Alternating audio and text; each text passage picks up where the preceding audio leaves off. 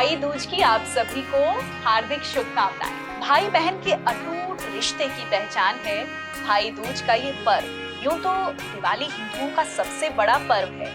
ये धनतेरस से शुरू होता है और भाई दूज तक चलता है।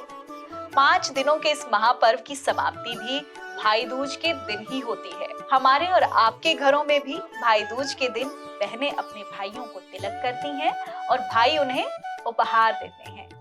ये परंपरा सदियों से चली आ रही है। लेकिन क्या आप ये जानते हैं कि भाई दूज मनाने की शुरुआत कैसे हुई? किस बहन ने सबसे पहले अपने भाई के माथे पर तिलक लगाकर इस पर्व की शुरुआत की? और आखिर क्यों ये माना जाता है कि भाई दूज के दिन बहन के तिलक करने से भाई की उम्र लंबी होती है? ऐसे बहुत सारे सवाल हैं जो हमारे और आपके लिए जानना बेहद जरूरी है। तो चलिए भाई दूज के दिन इस त्योहार के पीछे जुड़ी एक बेहद दिलचस्प और पौराणिक कहानी मैं आपको सुनाती हूँ।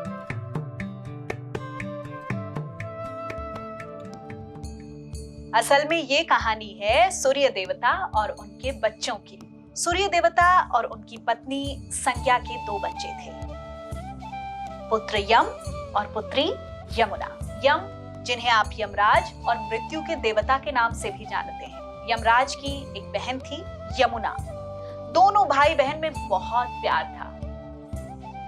शादी के बाद यमुना अपनी ससुराल चली गई।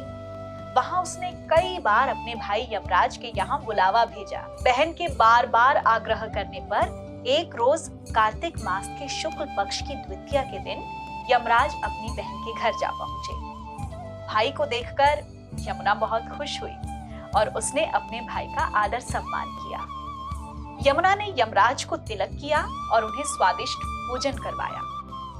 बहन की आव भगत को देखकर यमराज बहुत प्रसन्न हुए। उन्होंने अपनी बहन को तोहफे में कई उपहार दिए। बहन के घर से विदा लेते वक्त यमराज ने यमुना से पूछा कि बताओ बहन, तुम्हें और क्या चाहिए? यमराज के पूछने पर यमुना ने कहा कि भाई, मैं चाहती हूँ आप हर साल आज के दिन मेरे घर आएं और इसी तरह मैं आपका तिलक करूं। मेरे साथ जो बहन आज के दिन अपने भाई का तिलक करे, उसे आपका यानी मृत्यु का भय कभी न हो सके। आपके आशीर्वाद से हर भाई को लंबी उम्र।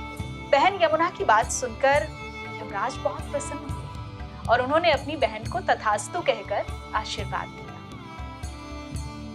साथ ही यमुना का भी ये वचन था कि जो बहन कार्तिक मास के शुक्ल पक्ष की द्वितीया के दिन अपने भाई को तिलक करेगी, उसके भाई की अकाल मृत्यु कभी नहीं। भैया दूज पर्व से जुड़ी एक और पौराणिक कथा है भगवान श्री कृष्ण की। इस कहानी के अनुसार कार्तिक मास के शुक्ल पक्ष की द्वितीया के दिन भगवान श्री कृष्ण नरकासुर राक्षस का वध कर द्वारिका वापस लौटे थे।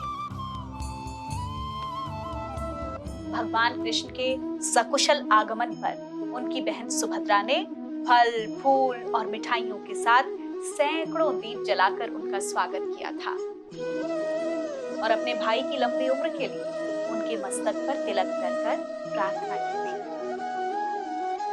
इस घटना के बाद कई युग बदल गए, सदियां बीत गई, लेकिन भाई बहन का त्योहार भाई दूज मनाने की परंपरा लगातार चली आ रही है।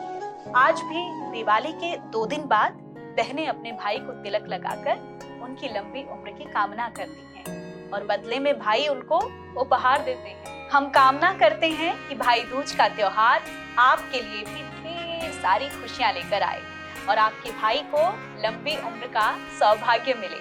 और इन्हीं मंगल कामनाओं के साथ आपको भाई दूज के इस त्योहार की ढेरों शुभकामनाएं।